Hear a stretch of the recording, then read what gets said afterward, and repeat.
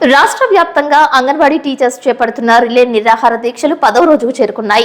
10వ రోజు నిరాహార దీక్షలో భాగంగా అంగన్వాడీలు భిక్షాటన చేశారు. జంగారెడ్డిగూడెం నుంచి మద్ది ఆంజనేయ స్వామి ఆలయం వరకు ర్యాలీ చేపడుతున్న వైఎస్ఆర్సీపీ నాయకులు కార్యకర్తలను తమ సమస్యలను పట్టించుకోవాలని, వేతనాలు పెంచాలని కోరుతూ భిక్షాటన చేశారు. అంతేకాకుండా అంగన్వాడీల దీక్షలకు తల్లులు, పిల్లలతో సహా మద్దతు పలికారు. వారితో కలిసి నిరాహార దీక్షల్లో పాల్గొన్నారు. అంగన్వాడీలు పడుతున్న సమస్యలను వెనువెంటనే పరిష్కరించే దిశగా ప్రభుత్వం ఆలోచన చేయాలని విన్నవిస్తున్నారు. ఈ సందర్భంగా అంగన్వాడీలు మీడియాతో మాట్లాడారు. ఎన్నికల్లో ఇచ్చిన హామీలు ఇవ్వాలని కోరారు. తమ న్యాయమైన కోరికలు పరిష్కారం చేయాలని డిమాండ్ చేస్తున్నారు.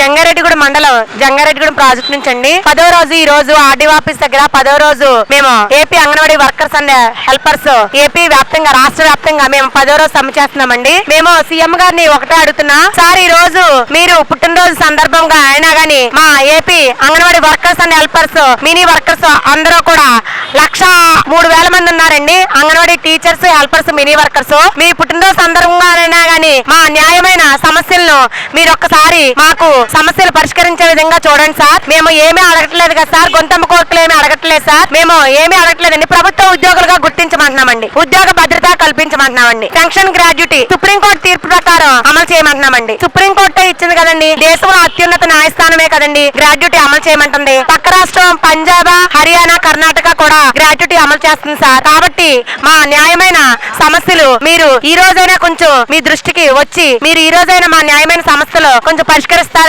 మేము AP anganwadi workers and helpers రాష్ట్రంలో ఉన్న 1,03,000 మంది మేము ఎదురు చూస్తూ ఉంటున్నాం సార్. ఈ రోజుకి 10వ రోజుగా అంగన్వాడీ సమ్మెను ప్రారంభించాము. ఈ రోజు జంగారెడ్డిగూడెం మండలంలో మన anganwadi AP anganwadi workers and helpers union మొత్తం అందరం కలిపి హెల్పర్స్ అండ్ లీడర్స్ హెల్పర్లు వర్కర్లు కలిపి మినీ వర్కర్లు కలిపి ఈ రోజు 10వ రోజుగా మేము సమ్మెని ప్రారంభించాము. మొదటి రోజు నుండి కూడా మేము చేసిన సమ్మెకి ప్రభుత్వం మండి వైఖరితో వాళ్ళు మమ్మల్ని గుర్తుపట్టడం లేదు. ఎందుకంటే మేము ఒక అంగన్వాడీ కార్యకర్తలుగానే నిలిచిపోవాలంటే మేము